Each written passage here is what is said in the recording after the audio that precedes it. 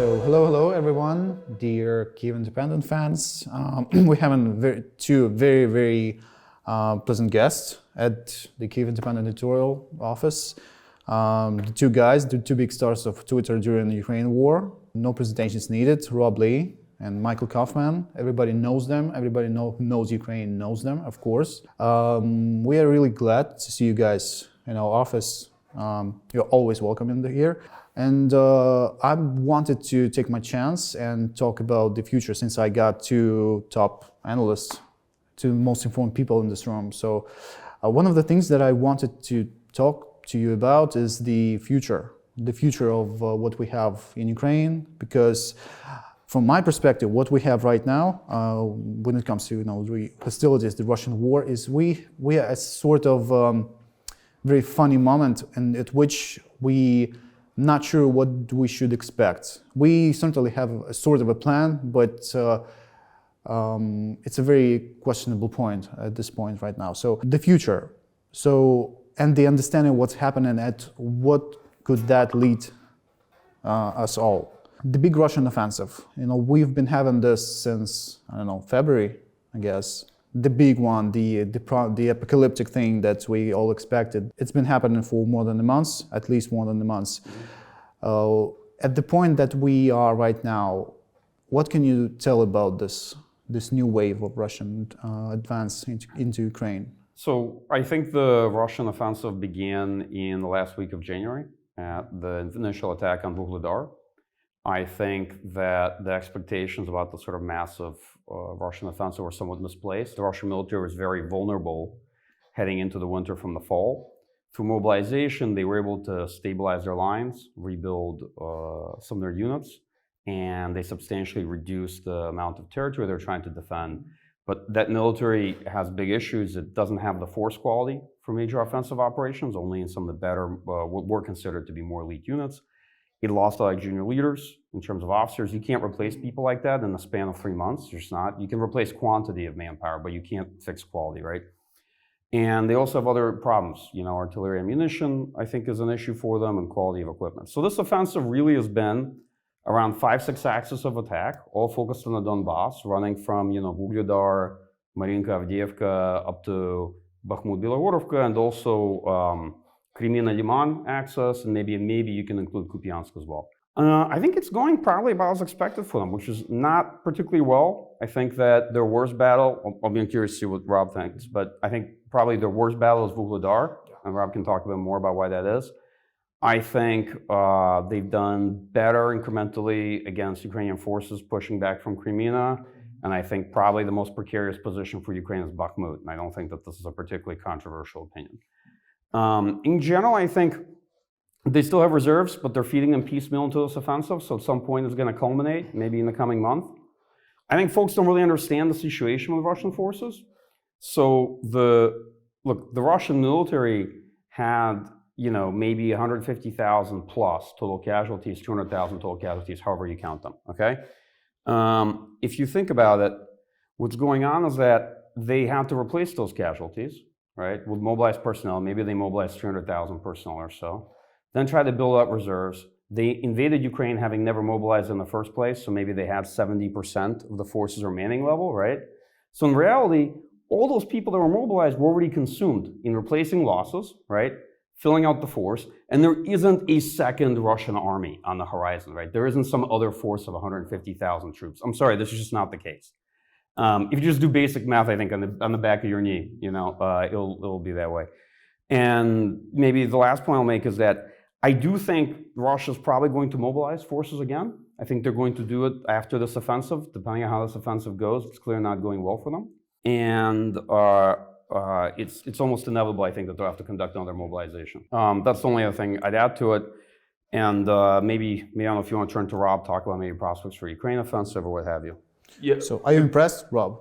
Yeah, I could piggyback on that. So a couple things Mike mentioned. One is Russia is the largest force in Ukraine, right? And we talk a lot about the size, but the actual assault force, the units that are capable of actually assaulting, is a very small proportion of that, right? So it's certainly elite units in Wagner, VDV, naval infantry, but the big mobilized motorized rifle units, they're not really that capable of doing offensive operations. That's why they're not used in that regard. So you have a large mobilized force that can hold trenches. It can kind of occupy territory that's already been taken, but they're not very good at doing those offensive operations. And so when you see heavy casualties by these elite units like the 155th Naval Infantry Brigade in Vuhledar, it's hard for them to quickly kind of replace those losses because it's such a small force. So that's a quite significant issue. I agree with Mike. I think the offensive is going on right now. The problem for Russia is that the only place where Russia has any type of success, and it's limited, you see in like Bakhmut area, but it's a very kind of costly grinding assault, right? Where it's attritional, you're not going to see a kind of breakthrough type thing. And you look at like Vuhledar elsewhere, where they attempt to have kind of more success, like kind of looking at like what Ukraine achieved in Kharkiv, that kind of breakthrough offensive where you can exploit and rapidly take a lot of territory. It doesn't look like the Russian military is capable of that. And these small assault forces, they're only capable, I think, of taking small amounts of terrain at a time and not really capable of doing much beyond that. So I think we're seeing the offensive right now. We'll probably continue to see it. We'll probably continue to see this kind of grinding assaults in some areas. Some areas are more advantageous for Russia than others, right? So Bakhmut is a better place for Russia to fight than, say, Vuhledar. But ultimately, we're seeing mostly an attritional fight from the Russian end, and I don't think we're going to see much more than that. So guys, to me, from my perspective, what Russia does strategically doesn't make much sense. Am I kind of right?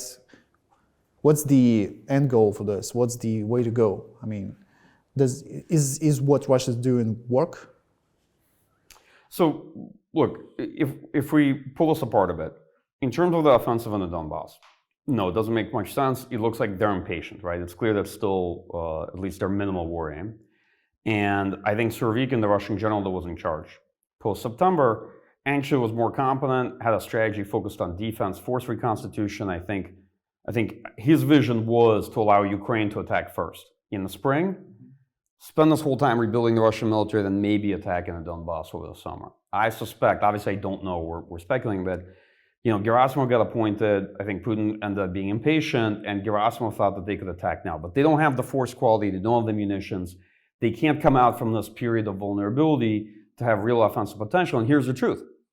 Look, Ukraine no longer has a manpower advantage on the front. So there is a danger the Russian military can't engage Ukraine in a manpower grind like Bakhmut, because yes, it's attritional, but Russia's using a lot of expendable forces of Bakhmut, whereas for Ukraine, people count very much, right? This is one issue. But I think that this offensive was very much a mistake. To be perfectly honest, it has to do with impatience and lack of realism, and what I've kind of seen a continued mismatch between Russian military means and political aims, a fundamental mismatch in Russian strategy from the very beginning, right? That the military means weren't there, and that hasn't changed as much. The one thing I'll say is that, to be honest, probably they're doing Ukrainian forces a really big favor right now, because a Ukrainian offensive in the south is going to be quite challenging and difficult. If you saw how fighting was in Kherson, that was a more advantageous fight for Ukraine, and it wasn't going easy. Yeah. It's going to be a pretty difficult campaign if Ukraine is going to launch an offensive in the south. The best thing Russian forces could have done is to launch an offensive with low likelihood of success, use up their artillery munitions, and exhaust themselves to actually make themselves a bit more vulnerable. I don't want to overstate and paint a fantasy like because of this, a Ukrainian offensive is going to be very easy. But to be frank, this is actually the best outcome for Ukraine. I don't know, from my perspective, to me, if I were Putin, with such a pace, when you have to storm a town in Donbass for like 10 months, just to get what's left of this town and basically nothing else from that, and you have more than enough way to go further, I would just start asking questions, I guess, whether it makes sense at all. Do you think, does it make any sense? I mean, I think a lot of this comes back to Putin himself. Right? He keeps giving unrealistic expectations to the Russian military and isn't cognizant of what their capabilities are, right? Whether or not they're lying to him or he just doesn't, he thinks they can achieve more than they can. He clearly thinks that Russian forces could take all the Donbass. They could probably do more than that. And you look at the order of battle both sides, there's really not much reason to think that, right? So Russia may eventually take Bakhmut. It will be a costly, slow, victory if they ever do that. But strategically, is that going to make it much more likely they're going to take all of Donbass? Not really, because Russia they're not capable of doing these very capable combined arms offensives with achieving a breakthrough and exploiting it. And so their capabilities really is kind of a attritional fight. The problem, I think, is that the incentive for Russian generals is to show kind of small incremental gains, right? To show this kind of progress, because they don't show that, they might get relieved. And we already know that every multi-district commander has been relieved in this campaign so far. The VDV commander has been relieved at least once, maybe twice. We've seen, several releases happening. And obviously, we know that Gerasimov has taken over for Surovikin. I suspect we'll see more Russian military command changes because Putin wants them to achieve things they ultimately are not capable of doing. And I think when you look at the tactical level, you see this very centralized kind of decision-making happening. Vuhledars is a great example, right? You see some people have said it's kind of tactical incompetence, and I don't think that's true. I think it basically is the Russian military and Vuhledars does not have the capabilities to take that area for a variety of reasons. And yet, they keep getting the order from senior commanders to do the exact same thing every day, and there's no reason to think after you hit the minefield one time that the next time is going to be better if the Ukrainian forces put more mines in the same area. And so I think we're going to keep seeing this, and we keep seeing this centralized decision-making, pushing forces to try to achieve things they simply can't. I mean, to me, it's super bizarre to see such a system that is so over-focused, hardwired on political goals, on propagandistic goals, ideological goals, emotional decisions, rather than basically common sense. I mean, is this a factor in the war? No? Yeah, absolutely. It's very common in war, but to be honest, to an extent, you do see some of this on both sides. There are some things that are clearly political decisions that may not make great military sense. You definitely see it as a much bigger problem on the Russian side from the very start of the war. But yeah, it's very common. Look, military strategy at the end of the day is political because the job is to marry operations with political ends, political objectives. Those are set by political leaders. And I can tell you just from my own years of professional experience, political leaders don't necessarily listen to military planners or military analysts or military leaders. They don't necessarily have a real understanding of the likelihood of success. They have all sorts of other inputs into their decision making, and they end up making a lot of these decisions. And you actually see this particularly in major powers. And some of Putin's behavior, frankly, is not particularly distinct from that of leaders of other larger powers, which is they believe that they are in charge of a large country with a huge amount of resources and people, right? And so they think that this is fundamentally a question of will. That if they just have the will, they'll be able to overcome the problem over time. This actually is not the case because great powers lose wars all the time. Yeah. Okay? And they can lose them badly. Or they get themselves involved, overextended, or exhausted in all sorts of strategically, let's put it politely, idiotic campaigns. This happens, and so it's this mentality that you often see in the war, and you see the mentality, you see emotional decision making because at the end of the day, often says, countries are not people. We often overly personalize decision making in a country, but they are run by people, right? And it's people making decisions. So how close is this big Russian offensive? How close it is to basically the peak moment, especially now that we all talking about spring mud season, stuff like that. Do you think it's culminating? Well, I think it's going to keep going. I think some areas of the front are more difficult to continue offensive operations than others. So like Vuhledar, other areas where you have to have vehicles to cross open fields. Mud will affect that more, right? Areas like Bakhmut, where it's more urban, it's more infantry kind of dominated, they can probably continue kind of pressing there. So, again, we'll probably see continuation of assaults. It's very clear Putin wants to achieve things on a timeline. I think Gerasimov already has a timeline he has to achieve certain things by. If he doesn't, he might be relieved as well. So his incentive to keep kind of trying to do offensive operations, I think we'll keep seeing it, but I don't think we're going to see substantial success. I think really, the Bakhmut area is the one place where they eventually may take the city. It may make sense for Ukraine to eventually move back to more defensive positions. But in terms of any kind of real breakthrough, I don't think we're going to see that. I don't think Kramatorsk-Slavyansk are going to be threatened. And I think come the springtime, we're going to see Ukraine go back on the offensive, and that's going to be the real question. Is Russia right now is having a lot of trouble trying to get through well-defended Ukrainian defensive lines. The question is, when Ukraine is on the other side, it's very difficult in modern warfare to attack through well-entrenched defensive lines, and that's the big question. Is I think Ukraine will have success, but the question is how much, and what they need to achieve is really kind of Kharkiv type breakthrough again, and not like Kherson, which was kind of costlier and slower. And that's going to be more difficult to achieve. But, one thing we've seen consistent with wars, we've seen Ukrainians do pretty remarkable things. So, definitely not a good idea to count them out on that regard. So yeah, the general knowledge says that when your enemy's assault is exhausted, when it's over, you have to counterattack anyways. So that's what everybody in Ukraine expects, a big major counteroffensive by April, by the end of the mud season. Do you think that's going to be something crucial or decisive about this war, as many here in Ukraine believe? Any chances of that? So first, the short answer is yes. Second, decisiveness is a bit of sophistry and discussion. Every offensive is potentially decisive in the war. None of them are indecisive because major wars like this often come down to attrition, and so it aggregates. I very much expect to see an offensive, but first is a question of how much damage this Russian offensive does. We tend to often, as analysts, select for territory because what we can see is territory trading hands, right? But you have to be cautious here because you can't see what's happening to the two forces. Neither of these militaries looked the way, neither the Russian nor Ukrainian army looked the way they began the war. The Ukrainian army is very different compared to February 24th of last year. It's dramatically expanded. A lot of people mobilized. A lot of good people with experience have been lost. A lot have been, replaced with mobilized personnel. There are new brigades. There are new army corps being built out for this offensive, right? So the first question is, is a part of the force going to be exhausted in the Russian offensive? How much ammunition will be used up? What Ukraine will have available to attack with? My sense is that Ukraine is trying to keep as much in reserve, build out the 3 army corps, and right now is actually a very difficult time for some Ukrainian units because a lot of this is being held back, right? So that Ukraine has real offensive potential. And strategy is about choices. It reveals itself in the choices you make and what you choose not to do. So you see Ukraine pursuing a particular military strategy right now.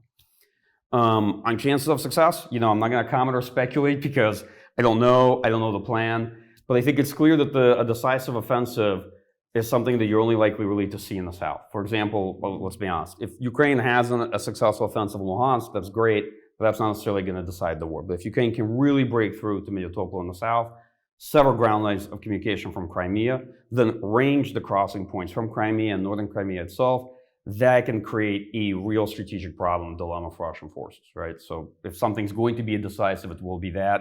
I think it's pretty obvious to anybody who looks at the map.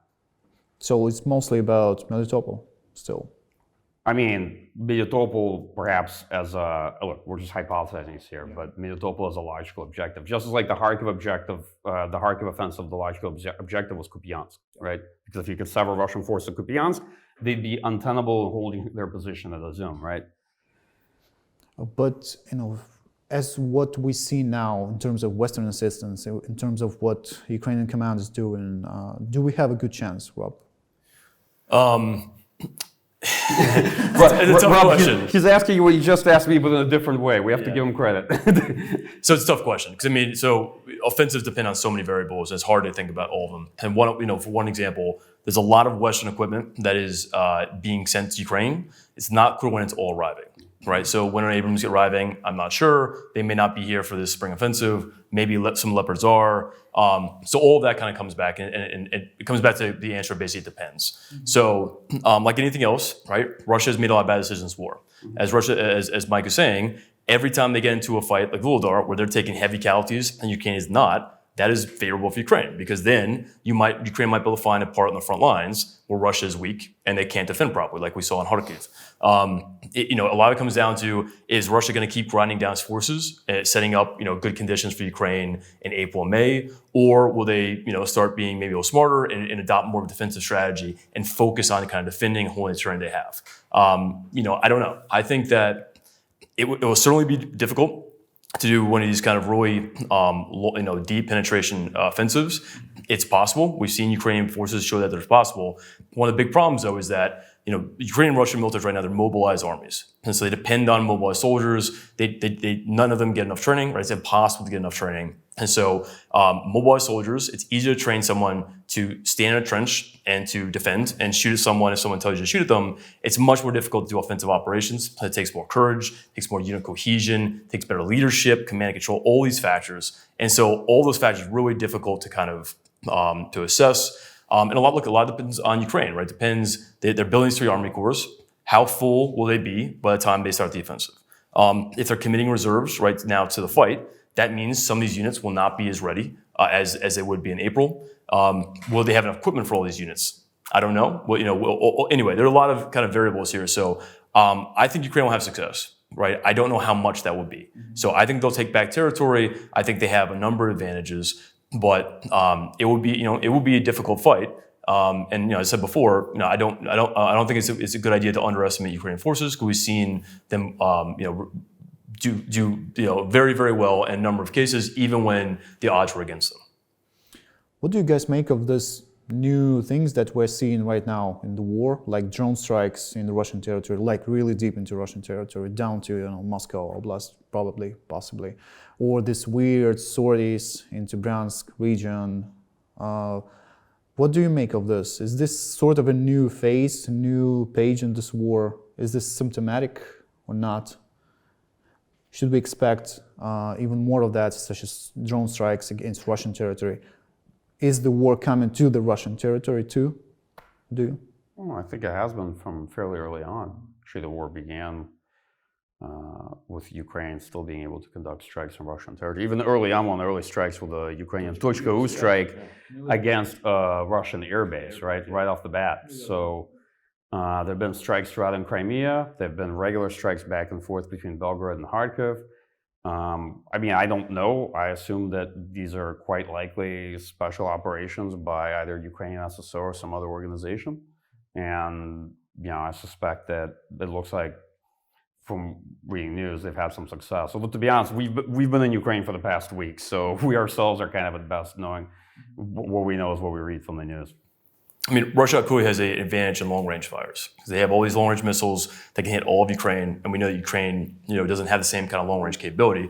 So it's not surprising that one of the ways Ukraine responds is with these kind of daring special operations type raids, with different kind of organizations. Again, I don't know who's doing this. I'm not sure what the capabilities are, but it's not surprising that Ukraine is trying to respond in kind, but with different capabilities, because they don't have the same kind of long-range fires capability that Russia has. But many people here in Ukraine and also in Russia say that as a general Russian audience see more strikes, more things happening in Russia, weird explosions, blasts. Many of them say that it may affect Russian morale in general to finally let the Russian population know that there's actually a war, not in Ukraine, but also in Russian territory. So you're not safe anymore. So it's not something that happens far away in Ukraine, but also in your home. So do you think that's kind of fair? Do you think that's going to have some effect on Russian morale or something like that? So I tend to think that Putin's position domestically is pretty strong, and I don't think there's really that much of a near-term threat to his rule. Look, Russians, we know what's on Russian news, but if Russians want to get kind of more factual information about the war, they go to Telegram or other areas that will talk about these kind of attacks that happen in Belgrade, Kursk, elsewhere, and that's been happening the whole war. I don't suspect it'll change kind of Russian morale that much, but I don't know. I'll be honest. I think honestly it has the biggest impact on your morale. So pumping us up. Yeah, it does. It does. It shows that you can strike back, and that Russians can't conduct attacks with impunity. Usually attacks like that, at the end of the day, they have fairly small strategic value, and I wouldn't expect them to dramatically shape Russian domestic public opinion, nor do I think that public opinion actually is nearly as significant in a personalist authoritarian regime as people think. I agree with Rob. But I do think actually they have a significant impact for your morale and your forces' morale. Yeah, I agree. In general population, yeah. There's a huge appreciation of that. In general, the idea of Ukraine pumping up, probably it's drone production and something like that, and doing this and producing the picture in the media. Yeah, it's definitely working. Yeah, that's an interesting idea. But let's talk about what Russia can do to prevent Ukrainian success. We have talked about the mobilization. From my perspective, from my point of view, they require mobilization for many weeks. I don't know. If I were Putin, I would probably think about a new wave of mobilization starting from the new year, probably. Do you think how soon to be precise, we should expect a new wave of Russian mobilization? And in general, what can be done from the Russian side to prevent the Ukrainian success? What should be taken care of? Okay, well, maybe I'll start off briefly. On mobilization, I think, obviously don't know, but I suspect maybe I'd look more towards later spring, summer. It depends on how they assess the situation after this current offensive. But I do think they're going to need it just to sustain forces, to be able to rotate units and what have you. And if they want to launch further offensives after this offensive, they probably will need a mobilization wave. Second, they are kind of picking up people behind the scenes and like sort of sustained recruitment that can't quite call mobilization, but nonetheless, it's not as though the Russian military isn't finding ways to get more people and try to replace losses. All right, what can Russia do to hurt Ukraine's success? To be honest, just make this a longer, protracted war, right? Engage in fights that are attritional, but they're more costly for Russian forces, but they are still costly for Ukrainian forces, right? Drag out the war. I think what they're trying to do is essentially see if they can materially exhaust the West. I'm not concerned about political will or cohesion in Western countries, but there are actual real near to medium term challenges in material availability, right? In gearing up production and all these things to help supply Ukraine ammunition, equipment. So I think, to be honest, this is Russia's only real best bet. Their forces don't have a tremendous amount of offensive potential. That's very clear. It's not clear how well they'll be able to defend, and I think we might find out in the coming months, right? I agree with Rob. I think it's fair to say that over the course of the past year, generally Russian forces have underperformed relative to expectations, and Ukrainian forces have consistently overperformed relative to expectation. Okay, but we also said that there's a lot going on. These two forces are changing compared to what they were they began the war, and there's issues with ammunition and all sorts of other things. So yeah, I think Russian best bet is try to play for time. But I don't know, Rob. No, I agree. I think Russia is better positioned, I think, long-term to make this a long-term attritional fight, because there's still a question about, Ukraine still relies on foreign support. Still a question about how much ammunition is being produced in NATO countries. Will that be enough next year so going forward? That answer it's hard to kind of predict that long in the future. Obviously, Russia's a bigger country. They have more manpower. If they throw into these kind of attritional fights, and it's anything like a 1-to-1 loss ratio, that doesn't suit Ukraine. Ukraine really needs to have these kind of Kharkiv type of operations where they really achieve significant success and then avoid attritional fights that are not on their terms. So what can Russia do? So number one, I think ideally they need to get more ammunition from other countries too, right? So all this news about potentially North Korea, China, other countries that might provide ammunition to Russia, they're producing artillery ammunition. If they get a lot more ammunition, that will affect their ability to fight this war, to defend, and that would be significant. Other than that, if they're smarter strategically and they're determined to just hold territory as opposed to take territory, if they have a defensive strategy, it will be more difficult for Ukraine to retake territory. If they're just focused on defending and they organize their forces for that purpose, they keep organizing for these offensive operations. Often these are poorly planned, poorly thought out offensive operations that take losses that aren't necessarily that easy to kind of sustain quickly in the near term. So I don't think they're doing those kind of things, right? The things that they need to make it as difficult as possible for Ukraine. But ultimately comes back to it's easier to defend than it is to attack, right? Especially if you have enough forces to have a high force-dense ratio, if you have mines, if you have artillery, if you have observation of that area, it's hard to assault through those areas. So it'll always kind of favor the defender over the attacker, and that's going to still be a problem going forward. Can I add a point to Rob's great comments? I think first the challenge really for us is definitely, at least for now in the medium term, if we could build a time machine and go several years into the future and take the ammunition we're going to be producing, in 2025 and bring it back here, it would be much better than the current situation. I think a lot of investments in production capacity are going to yield their best results in a couple of years, and I think some European countries made their investments quite late to support Ukraine.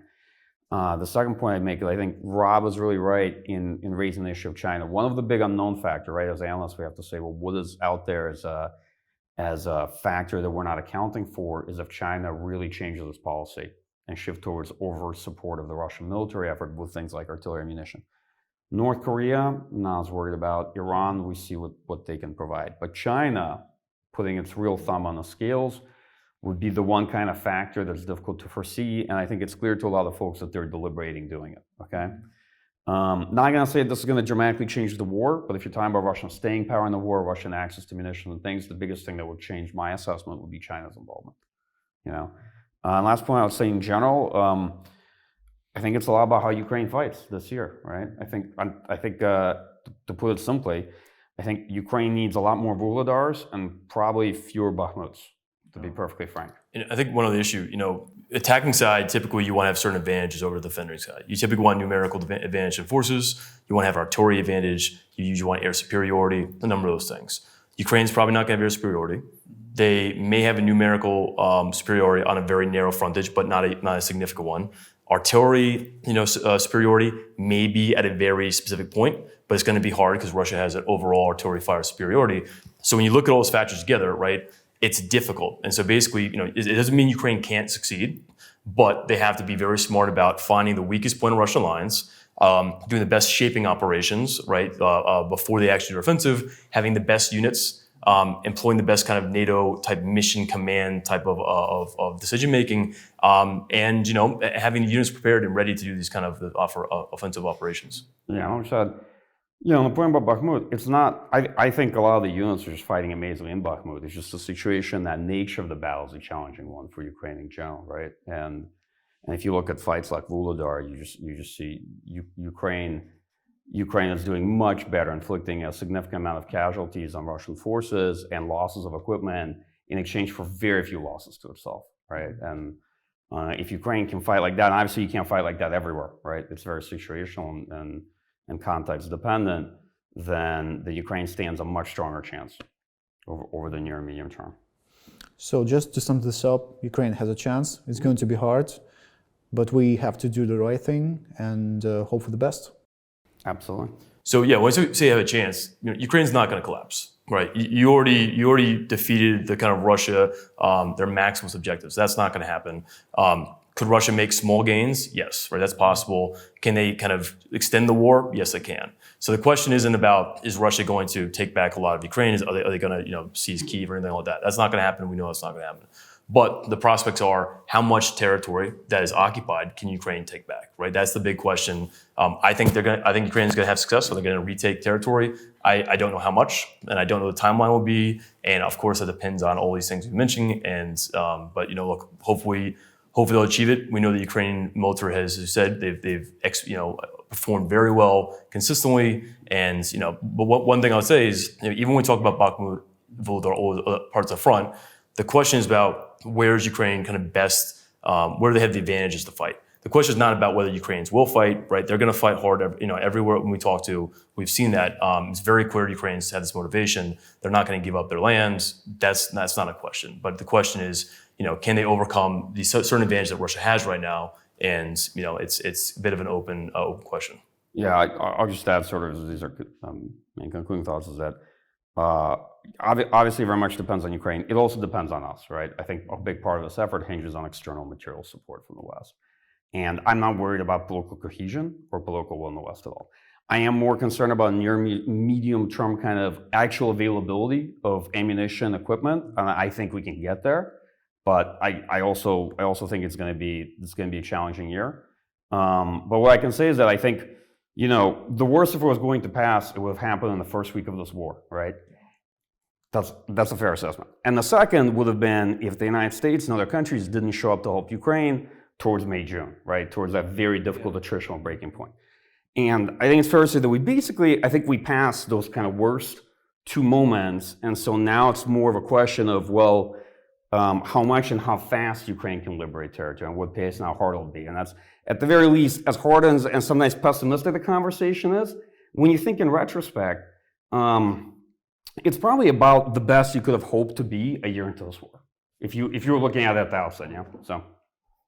Yeah, I think one of the things, this war is clearly about Russia trying to kind of destroy a sovereign, independent Ukraine, right? And the only thing he's done in response is kind of unified Ukrainians, which is, I'm not an expert in Ukraine, but it's clear from the outside that's to me occurred. The exact opposite of what Russia's war aim was, and that's not going to change.